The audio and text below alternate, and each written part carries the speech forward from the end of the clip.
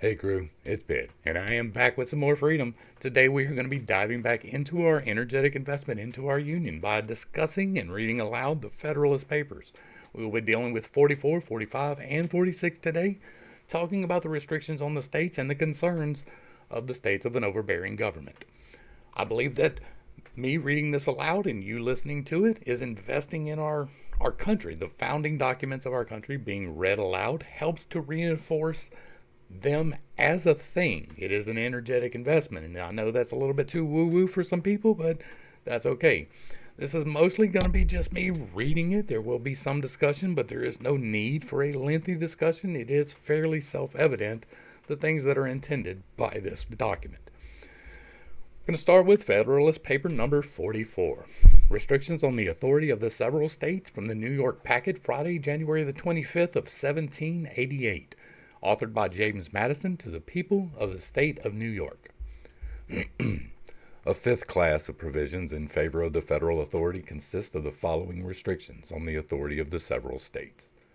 No state shall enter into any treaty, alliance, or confederation, grant letters of marque and reprisal, coin money, emit bills of credit, make anything but gold and silver a legal tender in payment of debts, pass any bill of attainder, ex post facto law, or law impairing the obligation of contracts, or grant any title of nobility. The prohibition against treaties, alliances, and confederations makes a part of the existing articles of the Union, and for reasons which need no explanation, is copied into the new Constitution. The prohibition of letters of marque could be granted by the states after a declaration of war, according to the latter. These licenses must be obtained as well during war as previous to its declaration from the government of the United States. This alteration is fully justified by the advantage of uniformity in all points which relate to foreign powers, and of immediate responsibility to the nation in all those for whose conduct the nation itself is responsible. The right of coining money, which is here taken from the states, was left in their hands by the Confederation as a concurrent right with that of Congress, under an exception in favor of the exclusive right of Congress to regulate the alloy and value. In this instance, also, the new provision is an improvement on the old. Whilst the alloy and value depended on the general authority, a right of coinage in the particular states could have no other effect than to multiply expensive mints and diversify the forms and weights of the circulating pieces. The latter inconveniency defeats one purpose for which the power was originally submitted to the federal head, and as far as the former might prevent an inconvenient remittance of gold and silver to the central mint for recoinage, the end can be as well attained by local mints established under the general authority. The extension of the prohibition of bills of credit must give pleasure to every citizen, in proportion to his love of justice and his knowledge of the true springs of public prosperity. The loss which America has sustained since the peace from the pestilent effects of paper money on the necessary confidence between man and man, on the necessary confidence in the public councils, on the industry and morals of the people, and on the character of a republican government, constitutes an enormous debt against the states, chargeable with this unadvised measure, which must long remain unsatisfied, or rather an accumulation of guilt which can be expiated no otherwise than by a voluntary sacrifice on the altar of justice, of the power which has been the instrument of it. In addition to these persuasive considerations, it may be observed that the same reasons which show the necessity of denying to the states the power of regulating coin prove with equal force that they ought not to be at liberty to substitute a paper medium in the place of coin. Had every state a right to regulate the value of its coin, there might be as many different currencies as states, and thus the intercourse among them would be impeded. Retrospective alterations in its value might be made, and thus the citizens of other states be injured, and animosities be kindled among the states themselves. The subjects of foreign powers might suffer from the same cause, and hence the Union be discredited and embroiled by the indiscretion of a single member. No one of these mischiefs is less incident to a power in the states to emit paper money than to coin gold or silver. The power to make anything but gold and silver a tender in payments of debt is withdrawn from the states, on the same principle with that of issuing a paper currency. Bills of attainder, ex post facto laws, and laws impairing the obligation of contracts are contrary to the first principles of the social compact, and to every principle of sound legislation. The two former are expressly prohibited by the declarations prefixed to some of the state constitutions, and all of them are prohibited by the spirit and scope of those fundamental charters. Our own experience has taught us, nevertheless, that additional fences against these dangers ought not to be omitted. Very properly, therefore, have the convention added this constitutional bulwark in favor of personal security and private rights. And I am much deceived if they have not, in doing so, as faithfully consulted the genuine sentiments as the undoubted interests of their constituents. The sober people of America are weary of the fluctuating policy which has directed the public councils. They have seen with regret and indignation that sudden changes in legislative interferences in cases affecting personal rights become jobs in the hands of enterprising and influential speculators, and snares to the more industrious and less informed part of the community. They have seen, too, that one legislative interference is but the first link of a long chain of repetitions, and every subsequent interference being naturally produced by the effects of the preceding. They very rightly infer, therefore, that some thorough reform is wanting, which will banish speculations on public measures, inspire a general prudence in industry, and give a regular course to the business of society. The prohibition with respect to titles of nobility is copied from the Articles of Confederation and needs no comment. 2. No state shall, without the consent of Congress, lay any impost or duties on imports or exports, except what may be absolutely necessary for executing its inspection laws. And the net produce of all duties and imposts laid by any state on imports or exports shall be for the use of the Treasury of the United States, and all such laws shall be subject to revision and control of the Congress. No state shall, without the proper consent of Congress, lay any duty on tonnage, keep troops or ships of war in time of peace, enter into any agreement or compact with another state, or with a foreign power, or engage in war unless actually invaded, or in such imminent danger as will not admit of delay. The restraint on the power of the states over imports and exports is enforced by all the arguments which prove the necessity of submitting the regulation of trade to the federal councils. It is needless, therefore, to remark further on this head than that the manner in which the restraint is qualified seems well calculated at once to secure to the states a reasonable discretion in providing for the conveniency of their imports and exports, and to the United States a reasonable check against the abuse of this discretion. The remaining particulars of this clause fall within reasonings, which are either so obvious or have been so fully developed that they may be passed over without remark. The sixth and last class consists of the several powers and provisions by which efficacy is given to all the rest. 1. Of these, the first is the power to make all laws which shall be necessary and proper for carrying into execution the foregoing powers, and all other powers vested by this Constitution in the government of the United States, or in any department or officer thereof. Few parts of the Constitution have been assailed with more intemperance than this. Yet, on a fair investigation of it, no part can appear more completely invulnerable. Without the substance of this power, the whole Constitution would be a dead letter. Those who object to the article, therefore, as part of the Constitution, can only mean that the form of the provision is improper. But have they considered whether a better form could have been substituted? There are four other possible methods which the Constitution might have taken on this subject.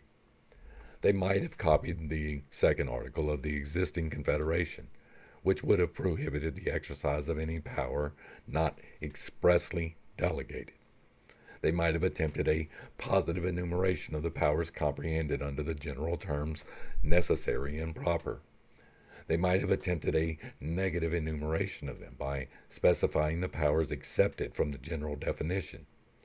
They might have been altogether silent on the subject, leaving these necessary and proper powers to construction and inference. Had the convention taken the first method of adopting the second article of the Confederation, it is evident that the new Congress would be continually exposed, as their predecessors have been, to the alternative of construing the term expressly with so much rigor as to disarm the government of all real authority whatever, or with so much latitude as to destroy altogether the force of the restriction. It would be easy to show, if it were necessary, that no important power delegated by the Articles of the Confederation has been or can be executed by Congress without recurring more or less to the doctrine of construction or implication. As the powers delegated under the new system are more extensive, the government which is to administer it would find itself still more distressed with the alternative of betraying the public interest by doing nothing, or of violating the Constitution by exercising powers indispensably necessary and proper, but at the same time not expressly granted. Had the convention attempted a positive enumeration of the powers necessary and proper for carrying their other powers into effect, the attempt would have involved a complete digest of laws on every subject to which the Constitution relates, accommodated to, not only to the existing state of things, but to all the possible changes which futurity may produce. For in every new application of a general power, the particular powers, which are the means of attaining the object of the general power, must always necessarily vary with that object, and be often properly varied while the object remains the same.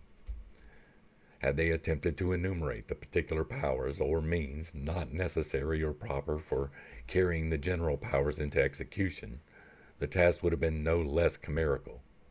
They would have been liable to this further objection that every defect in the enumeration would have been equivalent to a positive grant of authority.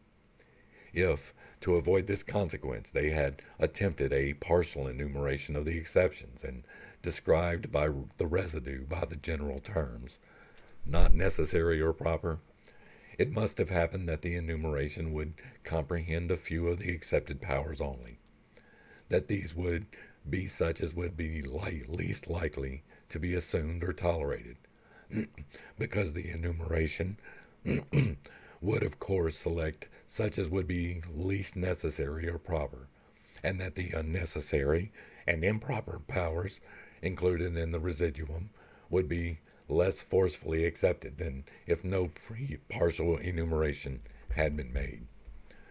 Had the Constitution been silent on this head, there can be no doubt that all the particular powers requisite as means of executing the general powers would have resulted to the government by unavoidable implication. No axiom is more clearly established in law or in reason than that whatever the end is required, the means are authorized. Wherever a general power to do a thing is given, every particular power necessary for doing it is included. Had this last method, therefore, been pursued by the convention, every objection now urged against their plan would remain in all its plausibility, and the real inconveniency would be incurred of not removing a pretext which may be seized on critical occasions for drawing into question the essential powers of the Union. If it be asked what is to be the consequence in case the Congress shall misconstrue this part of the Constitution and exercise powers not warranted by its true meaning, I answer the same as if they should misconstrue, construe, or enlarge any other power vested in them, as if the general power had been reduced to particulars, and any one of these were to be violated, the same, in short, as if the state legislatures should violate their irrespective constitutional authorities. In the first instance, the success of the usurpation will depend on the executive and judiciary departments, which are to expand and expound and give effect to the legislative acts. And in the last resort, a remedy must be obtained from the people who can, by the election of a more faithful representatives, annul the acts of the usurpers. The truth is that this ultimate redress may be more confided in against unconstitutional acts of the federal than of the state legislatures. For this plain reason that as every such act in the former will be an invasion of the rights of the latter, these will be ever ready to mark the innovation, to sound the alarm to the people, and to exert their local influence in effecting a change of federal representatives. There being no such intermediate body between the state legislatures and the people interested in watching the conduct of the former, violations of the state constitutions are more likely to remain unnoticed and unredressed. 2. This Constitution and the laws of the United States, which shall be made in pursuance thereof, and all treaties made, or which shall be made, under the authority of the United States, shall be the supreme law of the land, and the judges in every state shall be bound thereby. Anything in the Constitution or laws of any state to the contrary notwithstanding. The indiscreet zeal of the adversaries to the Constitution has betrayed them into an attack on this part of it also, without which it would have been evidently and radically defective. To be fully sensible of this, we need only to suppose for a moment that the supremacy of the state constitutions had been left complete by a saving clause in their favor. In the first place, as these constitutions invest the state legislatures with absolute sovereignty in all cases not excepted by the existing articles of confederation. All the authorities contained in the proposed constitution, so far as they exceed those enumerated in the confederation, would have been annulled, and the new Congress would have been reduced to the same impotent condition with their predecessors. In the next place, as the constitutions of some of the states do not even expressly and fully recognize the existing powers of the Confederacy, an express saving of the supremacy of the former would, in such states, have brought into question every power contained in the proposed Constitution. In the third place, as the constitutions of the state differ much from each other, it might happen that a treaty or national law of great and equal importance to the states would interfere with some and not with other constitutions, and would consequently be valid in some of the states at the same time that it would have no effect in others. In fine, the world would have seen for the first time a system of government founded on an inversion of the fundamental principles of all government. It would have seen the authority of the whole society everywhere subordinate to the authority of the parts. It would have seen a monster in which the head was under the direction of the members. 3. The senators and representatives and the members of the several state legislatures and all executive and judicial officers, both of the United States and the several states, shall be bound by oath or affirmation to support this Constitution. It has been asked why it was thought necessary that the state magistracy would be bound to support the federal Constitution, and unnecessary that a like oath should be imposed on the officers of the United States in favor of the state constitutions. Several reasons might be assigned for the distinction. I content myself with one, which is obvious and conclusive. The members of the federal government will have no agency in carrying the state constitutions into effect. The members and officers of the state government, on the contrary, will have an essential agency in giving effect to the federal Constitution. The election of the President and Senate will depend, in all cases, on the legislatures of the several states, and the election of the House of Representatives will equally depend on the same authority in the first instance, and will, probably, forever be conducted by the officers and according to the laws of the states. Among the provisions for giving efficacy to the federal powers might be added those which belong to the executive and judiciary departments, but as these are reserved for particular examination in another place, I pass them over in this. We have now reviewed, in detail, all the articles composing the sum or quantity of power delegated by the proposed Constitution to the federal government, and are brought to this undeniable conclusion, that no part of the power is unnecessary or improper for accomplishing the necessary objects of the Union. The question, therefore, whether this amount of power shall be granted or not, resolves itself into another question, whether or not a government commensurate to the exigencies of the Union shall be established, or, in other words, whether the Union itself shall be preserved. And so in Federalist Paper number 44, we receive, quite rightly, an explanation of the limitations of the states. Now, the states are meant to be, for the large part, sovereign, but there are things that they absolutely have to subdue their will to. The duties, the exercises and imports, and the treaties being the major ones, and the ones that are outlined here, because you can't have a state deciding for itself to make a treaty with Cuba or with Brazil or whoever it happens to be. You can't have one part of the Union making a treaty outside of the entire Union. The treaties made by the entire Union have to be enforced in the entirety of the Union, or else they are invalid. There is no treaty if nobody is following it. So the rights laid out here and the restrictions laid out here are important. There is a reason why we're reviewing these things, but they are fairly self-evident if you are not intentionally being dense. Federalist Paper number 45. The alleged danger from the powers of the Union to the state governments considered. For the Independent Journal by James Madison to the people of the state of New York. Having shown that no one of the powers transferred to the federal government is unnecessary or improper, the next question to be considered is whether the whole mass of them will be dangerous to the portion of authority left in the several states.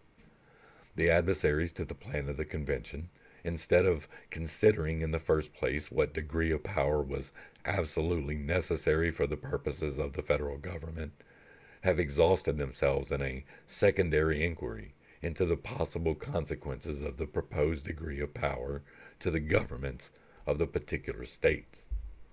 But if the Union, as has been shown, be essential to the security of the people of America against foreign danger, if it be essential to their security against contentions and wars among the different states, if it be essential to guard them against these violent and oppressive factions which embitter the blessings of liberty, and against those military establishments which must gradually poison its very fountain, if, in a word, the Union is be essential to the happiness of the people of America, is it not preposterous to urge as an objection to a government without which the objects of the Union cannot be attained, that such a government may derogate from the importance of the governments of the individual states?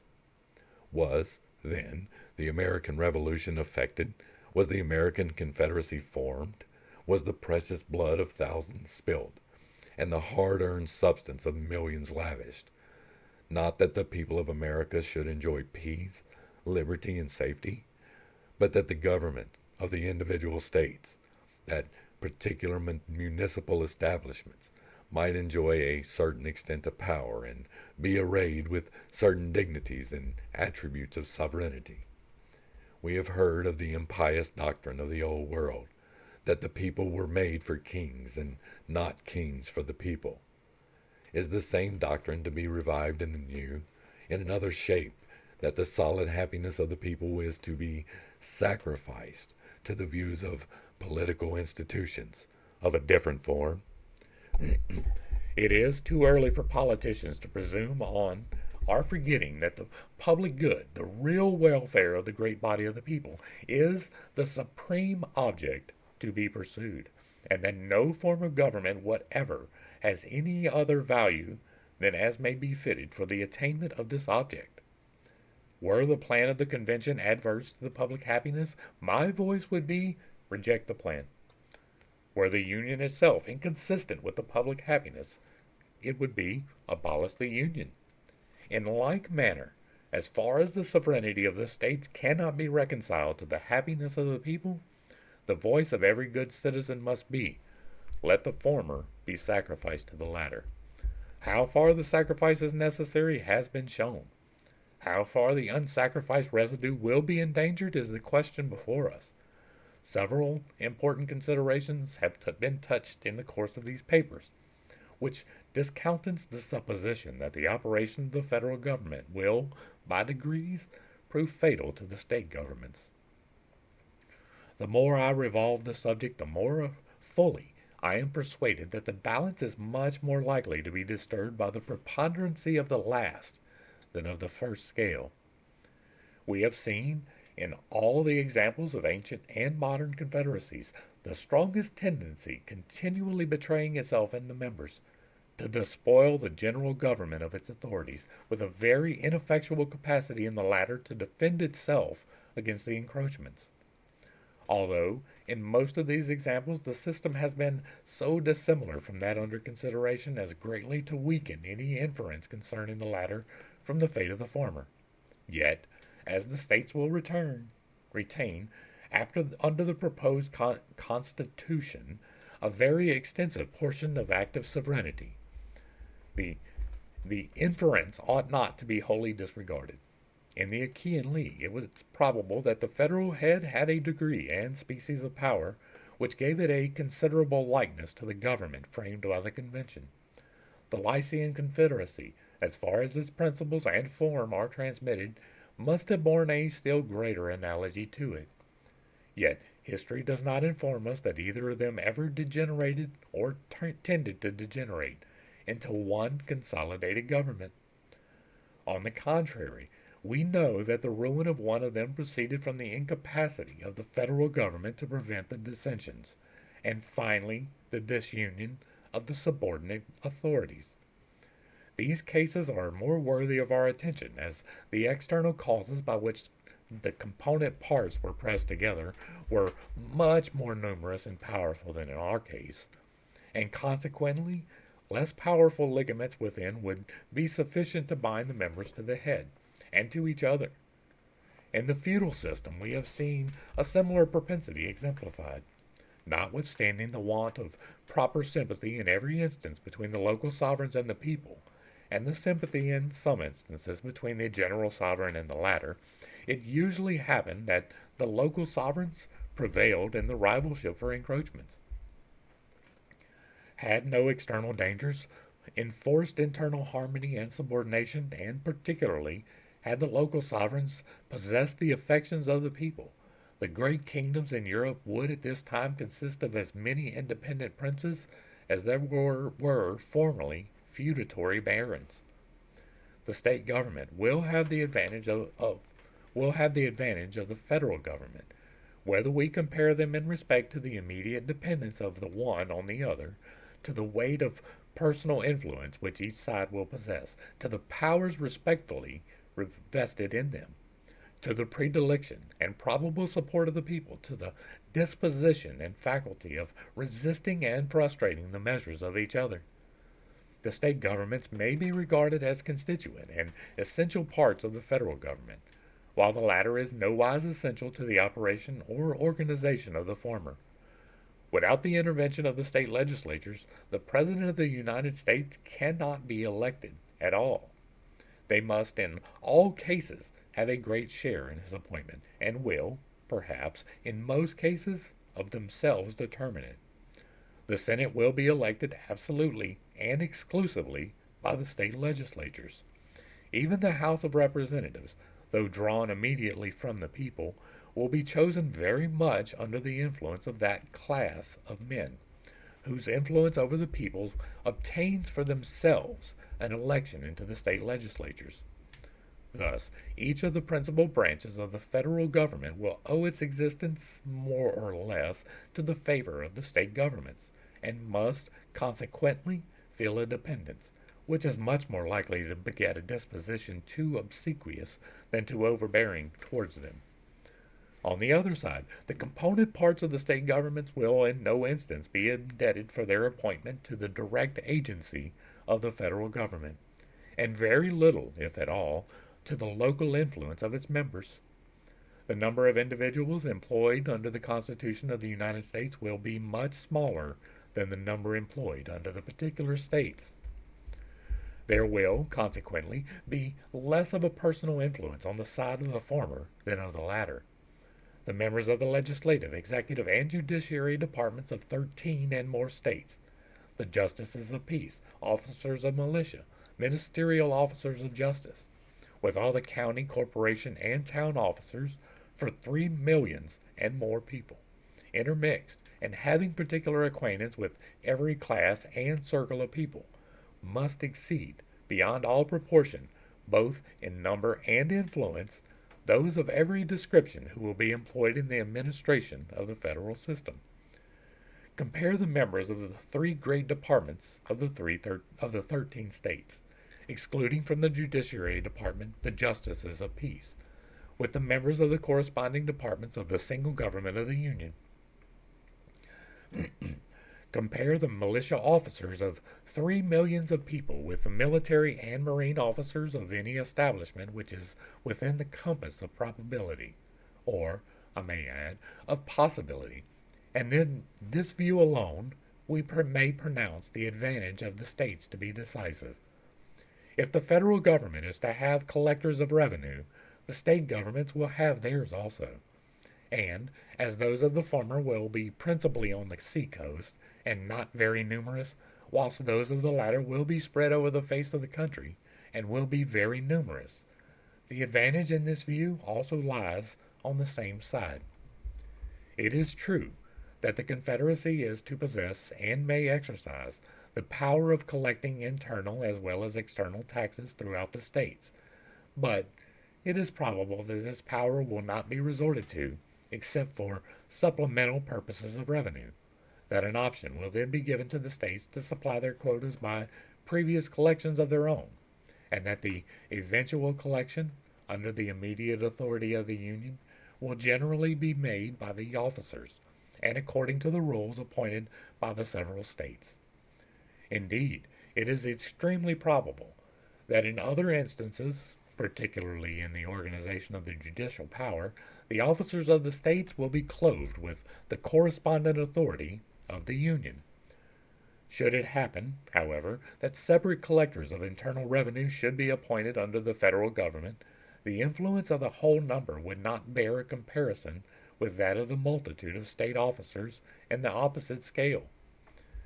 Within every district which a federal collector would be allotted, there would not be less than 30 or 40, or even more, officers of different descriptions, and many of them persons of character and weight, whose influence would lie on the side of the state. The powers delegated by the proposed Constitution to the federal government are few and defined.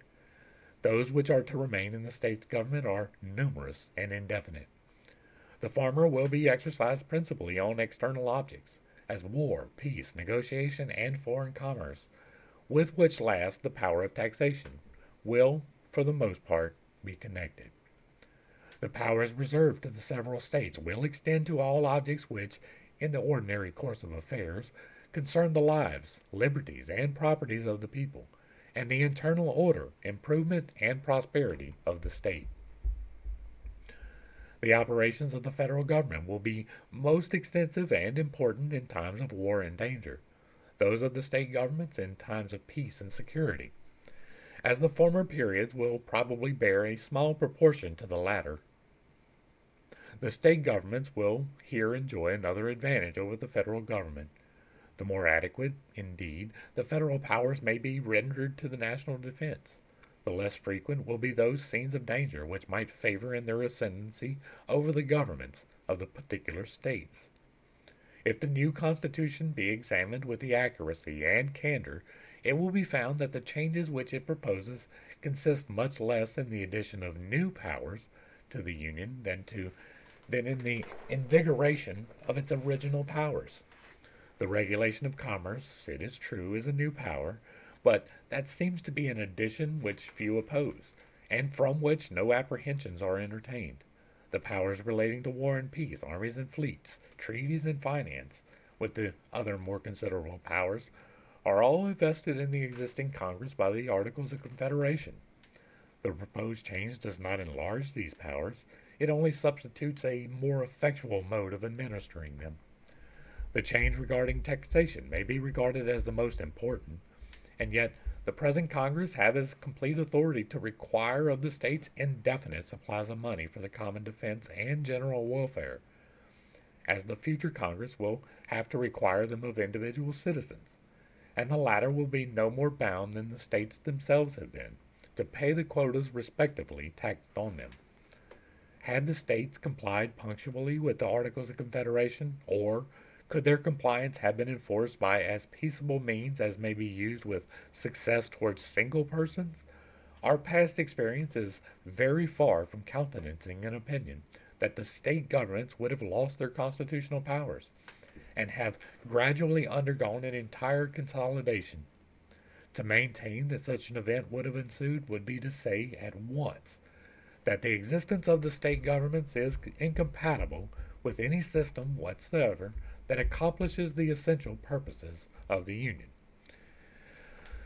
And so ends Federalist number 45, and here we get an explanation of why the powers are delineated, right? We are really just trying to take out of the argument the pissing contest that ensues. The states are meant to be sovereign in large part, but there are things that they have to be subordinate in, and these are outlined here again with good reason. Now, you can take exception to these things. People have taken exception to these things throughout history, but this was the intended result, that the federal government should be able to supply without excess the wars, like the protection from external invasion, and to promote the domestic tranquility and peace between the states. It is supposed to be a mediator between the states and the supreme authority to them, but bearing fully in mind that in most cases and most situations, the states are to be sovereign.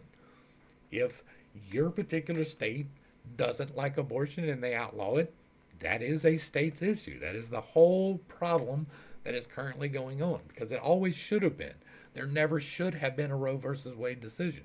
It should have already been kicked back to the Congress. It should be a state's issue. If you don't like the way that the laws are in your state, you can either work to change them or you can move your own ass. Either way is a perfectly viable way to make things happen. Revolution and the insurrection, however, are not. And we're going to get to Federalist paper number 46, The Influence of the State and Federal Governments Compared, from the New York Packet, Tuesday, January the 29th of 1788, by James Madison to the people of the state of New York. Resuming the subject of the last paper, I proceed to inquire whether the federal government or the state governments will have the advantage with regard to predilection and support of the people. Notwithstanding the different modes in which they are appointed, we must consider both of them as substantially dependent on the great body of the citizens of the United States. I assume this position here as it respects to the first, reserving the proofs for another place.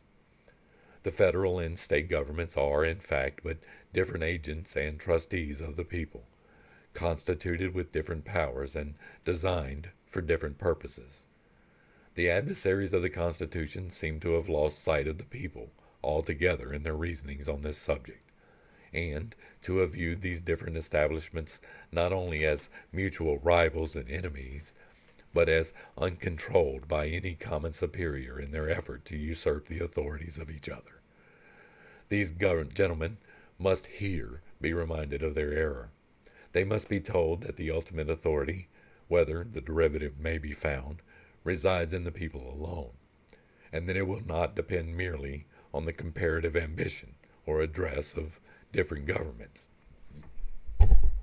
Whether either or which of them will be able to enlarge its sphere of jurisdiction at the expense of the other. Truth, no less than decency, requires that the event in every case should be supposed to depend on the sentiments and sanction of their common constituents. Many considerations, besides those suggested on a former occasion, seem to place it beyond doubt that the first and most natural attachment of the people will be to the governments of their respective states. Into the administration of these a greater number of individuals will expect to rise.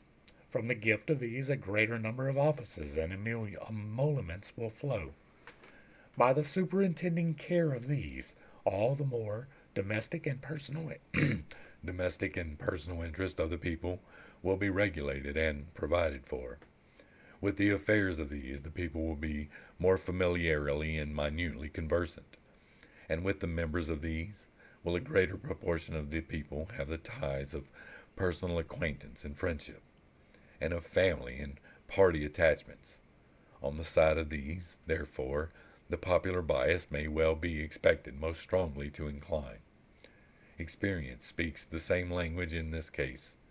The federal administration, though hitherto very defective in comparison with what may be hoped under a better system, had, during the war, and particularly whilst the independent fund of paper emissions was in credit, an activity and importance as great as it can well have in any future circumstances whatsoever.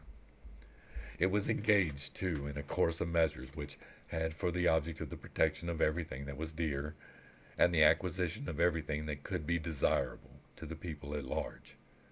It was, nevertheless, invariably found, after the transient enthusiasm for the early congresses was over, that the attention and attachment of the people were turned anew to their own particular governments, that the federal council was at no time the idol of popular favor, and that opposition to proposed enlargements of its powers and importance was the side usually taken by men who wished to build their political consequence on the prepossessions of their fellow citizens.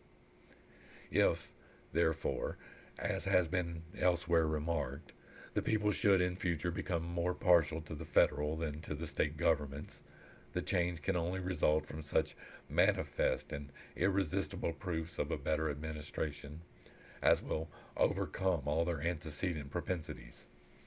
And in that case, the people ought not surely to be precluded from giving most of their confidence where they may discover it to be most due. But even in that case, the state governments could have little to apprehend, because it is only within a certain sphere that the federal power can, in the nature of things, be advantageously administered. The remaining points on which I propose to compare the federal and state governments are the disposition and the faculty they may respectively possess to resist and frustrate the measures of each other. It has already been proved that the members of the federal will be more dependent on the members of the state governments than the latter will be on the former. It has appeared also that the prepossessions of the people, on whom both will depend, will be more on the side of the state governments than on the federal.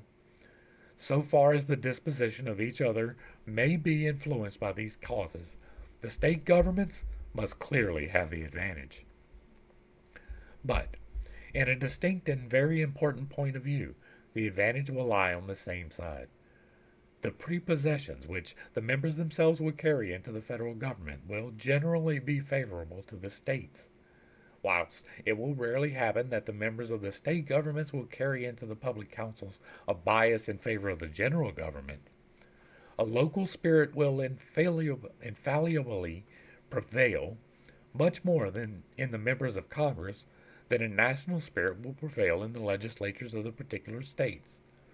Everyone knows that a great proportion of the errors committed by the state legislatures proceeds from a disposition of the members to sacrifice the comprehensive and permanent interest of the state to the particular and separate views of the counties or districts in which they reside. And if they do not sufficiently enlarge their policy to embrace the collective welfare of the particular state, how can it be imagined that they will make the aggregate prosperity of the Union, and the dignity and respectability of its government, the objects of their affections and consultations? For the same reasons that the members of the state legislatures will be unlikely to attach themselves sufficiently to national objects, the members of the federal legislature will be likely to attach themselves too much to local objects. The states will be to the latter what counties and towns are to the former. Measures will too often be decided according to their probable effect, not on the national prosperity and happiness, but on the prejudices, interests, and pursuits of the governments and people of the individual states. What is the spirit that has in general characterized the proceedings of Congress? A perusal of their journals, as well as the candid acknowledgments of such have had a seat in that assembly, will inform us that the members have but too frequently displayed the character, rather of partisans of their respective states, than of impartial guardians of the common interest. That where on one occasion improper sacrifices have been made of local considerations to the aggrandizement of the federal government, the great interests of the nations have suffered on 100 from the undue attention to the local prejudices, interests, and views of the particular states. I mean not by these reflections to insinuate that the new federal government will not embrace a more enlarged plan of policy than the existing government may have pursued, much less that its views will be as confined as those of the state legislatures, but only that it will partake sufficiently of the spirits of both to be disinclined to invade the rights of the individual states or the prerogatives of their governments. The motives on the part of the state governments to augment their prerogatives by defalcations from the federal government will be overruled by no reciprocal predispositions in the members. Were it admitted, however, that the federal government may feel an equal disposition with the state governments to extend its power beyond the due limits, the latter would still have the advantage and the means of defeating such encroachments. If an act of a particular state, though unfriendly to the national government, be generally popular in that state and should not too grossly violate the oaths of the state officers, it is executed immediately, and of course by means on the spot and depending on the state alone. The opposition of the federal government or the interposition of federal officers would but inflame the zeal of all parties on the side of the state, and the evil could not be prevented or repaired, if at all, without the employment of means which must always be resorted to with reluctance and difficulty. On the other hand, should an unwarrantable measure of the federal government be unpopular in particular states, which would seldom fail to be the case, or even a warrantable measure be so, which may sometimes be the case, the means of opposition to it are powerful at hand. The disquietude of the people, their repugnance and perhaps refusal to cooperate with the officers of the Union, the frowns of the executive magistrate in the state, the embarrassments created by legislative devices, which would often be added on such occasions, would oppose in any state difficulties not to be despised, would form in a large state very serious impediments, and where the sentiments of several adjoining states happen to be in unison, would present obstructions which the federal government would hardly be willing to encounter. But ambitious encroachments of the federal government on the authority of the state governments would not excite the opposition of a single state, or of only a few states only. They would be signals of a general alarm. Every government would espouse the common cause. A correspondence would be opened. Plans of resistance would be concerted. One spirit would animate and conduct the whole. The same combinations, in short, would result from an apprehension of the federal as was produced by the dread of a foreign yoke.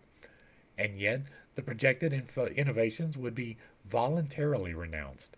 The same appeal of a trial of force would be made in one case as was made in the other. But what degree of madness would ever drive the federal government to such an extremity? In the contest with Great Britain, one part of the empire was employed against the other. The more numerous part invaded the rights of the less numerous part. The attempt was unjust and unwise, but it was not in speculation absolutely chimerical. But what would be the contest in the case we are supposing? Who would be the parties? A few representatives of the people would be opposed to the people themselves. Or, rather, one set of representatives would be contending against 13 sets of representatives, with the whole body of their common constituents on the side of the latter. The only refuge left for those who prophesy the downfall of the state governments is the visionary supposition that the federal government may previously accumulate a military force for the projects of ambition.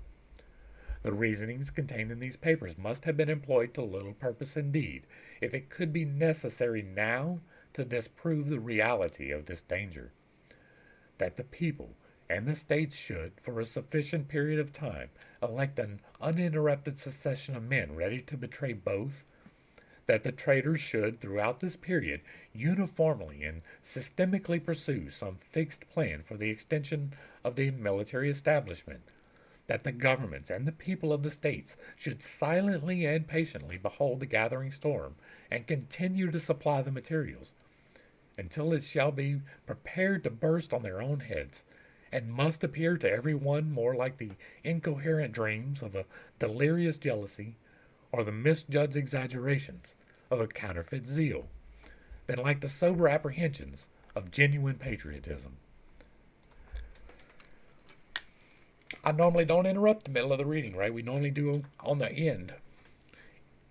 We are here. What he is arguing against as being unlikely to happen is here. We have been in an extended military conflict for probably 60 years now, right? We have been involved in a war since World War II, with very few exceptions. I dropped my glasses.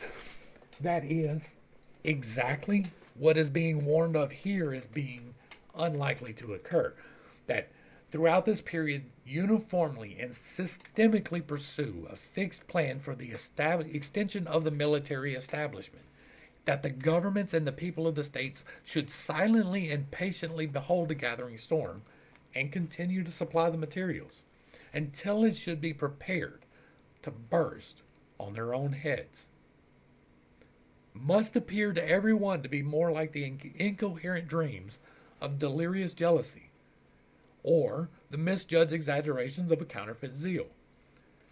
That people should be elected to continue this is unlikely, but it has happened.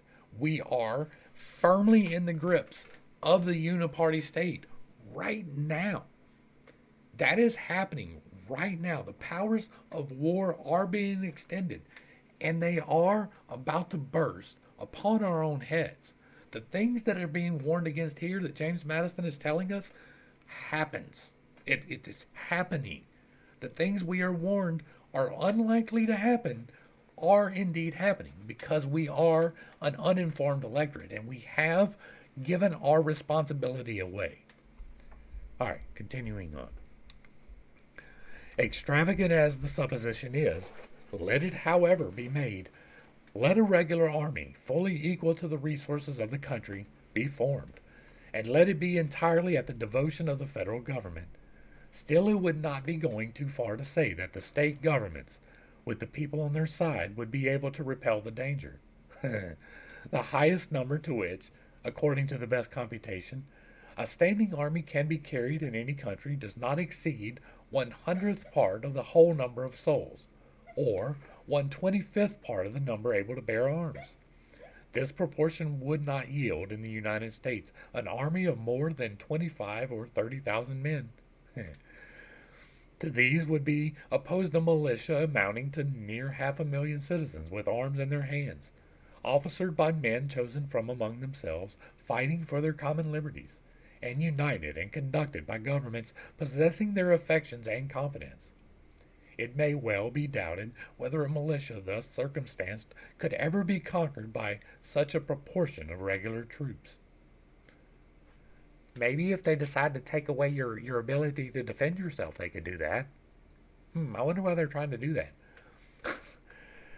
Those who are best acquainted with the last successful resistance of this country against the British arms will be most inclined to deny the possibility of it. Besides the advantage of being armed, which the Americans possess over the people of almost every other nation, the existence of subordinate governments, to which the people are attached, and by which the militia officers are appointed, forms a barrier against the enterprises of ambition, more insurmountable than any which a simple government of any form can admit of. Notwithstanding the military establishments in the several kingdoms of Europe, which are carried as far as the public resources will bear, the governments are afraid to trust the people with arms, and it is not certain that with this aid alone they would not be able to shake off their yokes. But were the people to possess the additional advantages of local governments chosen by themselves, who could collect the national will and direct the national force, and of officers appointed out of the militia by these governments and attached both to them and to the militia, it may be affirmed with the greatest assurance that the throne of every tyranny in Europe would be speedily overturned, in spite of the legions which surround it. Let us not insult the free and gallant citizens of America with the suspicion that they would be less able to defend the rights of which they would be in actual possession than the debased subjects of arbitrary power would be to rescue theirs from the hands of their oppressors. Let us rather no longer insult them with the supposition that they can ever reduce themselves to the necessity of making the experiment, by a blind and tame submission to the long train of insidious measures which must proceed and produce it. The argument under the present head may be put in a very concise form, which appears altogether conclusive. Either the mode in which the federal government is to be constructed will render it sufficiently dependent on the people, or it will not. On the first supposition, it will be restrained by that dependence from forming schemes obnoxious to their constituents. On the other supposition, it will not possess the confidence of the people, and its schemes of usurpation will be easily defeated by the state governments, who will be supported by the people. On summing up the considerations stated in this and the last paper, they seem to amount to the most convincing evidence that the powers proposed to be lodged in the federal government are as little formidable as those reserved to the individual states, as they are indispensably necessary to accomplish the purposes of the Union, and that all those alarms which have been sounded, of a mediated and consequential annihilation of the state governments must, on the favorable interpretation, be ascribed to the chimerical fears of the authors of them. And so we wrap up number 46. And this is where we're going to end today. And this is, again, we are talking about the enumeration of the limitations of the powers of the state, right? The state is to have almost unrestricted power. The restrictions of the power are outlined in the Constitution. You don't have the power to deny the rights of the people. You do not have the right to create treaties or introduce your own exports and imports taxes. But other than that, most of the law is supposed to be based in the states. Most of what is to occur is supposed to be determined locally. But that was on the supposition that we would have an informed electorate, that we would not, instead of taking the time to understand the issues and the things that are actually occurring, to just go with it, right? That's where our great failure as a country is. That is why we are in the position where several states have outlawed your rights. Like here in Louisiana, we just passed constitutional carry. You can carry anywhere now. That should have always been the law of the land, right? That should always have been the law of the land. You should be able to defend yourself in extremity from the government, yes, but from foreign invasion. And if they're airdropping tanks, you do not have the ability to defend itself unless you have a tank or a rocket launcher or missiles, right? You're not going to go out there with an AR-15 and take care of an Abrams or whatever the equivalent would be for the invading armies, right? You're not going to be able to do that easily. It is possible. It is possible. And it will happen if the thing ever kicks off. But you should be able to have an RPG. You should be able to have a CWIS on the top of your house. You should be able to park an Abrams in your driveway. You should be able to fully arm and equip it. You should have the means to do so if you have the means to do so. It should be your unlimited right to have an F-16. It should be your right to have a warship. That was the intended purpose of the Constitution, in full and total, to have the best weapons of war available to the citizenry at need, to limit the powers of the federal government. That has been clearly and expressly stated here, so that if the government should decide to exceed its powers, then we get to take them back. That is the point of the Constitution. It's not to give the government power, it's to delineate what they can't do. It gives them certain exclusive powers. True, they get the power to tax anything coming into the United States. They get the power to tax anything going out. They get to be the sole arbiters of war, except in the cases of extingent circumstances. You're being invaded in Washington State right now by Canada. Then you, as Washington State, have the power to defend yourself until the federal government can come and assist you. That is what the intention of the Second Amendment to the Constitution is. For you to be the citizen response force for any invasion, any danger, foreign or domestic. 3% of the people have ever worn the uniform of the United States. 3% is generally, like 2% is active duty, 3% overall have ever volunteered, have ever sworn the oath, have ever taken up arms. But every single citizen should be fully armed and capable at need to defend the Constitution of the United States from all enemies, foreign and domestic. That is the intention of the Constitution. That is the whole reason why you can say fuck the government. It is the whole reason why you can say let's shoot the government. Now, I don't recommend shooting the government. I don't think it's a good idea. I think it's probably going to end badly, but there are times when it becomes necessary. We are awfully close to them times, and I hate saying that. I really do. I'm investing my energy into our union. I am trying with all that I can manage to make it happen. I am speaking power to the union. I'm seeing results happening. You may not believe that, but the things that are happening in the world, it's because of my prayers. I believe that. Hopefully I brought a little bit of enlightenment and not too much confusion to a somewhat difficult topic. We are investing in the union, right? That the energetic reading of this aloud, I believe that what you speak becomes reality. And by reinforcing these principles, I believe that we are reinforcing the union, that the people will be stronger the more that they can hear why we were actually founded. That is why I'm doing this. I'm not going to get a lot of views. If you're watching this, you are the exception to the rule. Most people click in, they click out. I'm doing this knowing that almost nobody is ever going to listen to the entirety of this. Some people will, hey Dirk, but for the rest of you, you're not going to. I get it. It's boring. But I believe it is a very, very important thing. And if even just one person is listening to me invest my energy into our union, they are also investing their energy into our union without them having to read it aloud, right? They're hearing me read it. And that is the investment in us. I believe we are better together. I believe we are better with sovereign states. I believe that what they do in Mississippi and Louisiana should be different.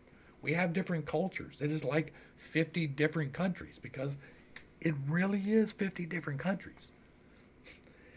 I believe our union is the best thing that have ever happened for freedom on this planet. It is a unique experiment in self-determination. And I am willing to fight and to die to keep that. I have no cut for communists. I have no cut for socialists. I have no cut for anarcho-capitalists for that reason. We're better off as a union. We're better off without the union interfering too much. To the crew, thanks for hanging out. I appreciate every single minute that you are here with me, and I am praying for you every single day. Until next time, I love you. God loves you. You are perfect, whole, and complete just the way that you are. And this has been Pitt's Take. Peace.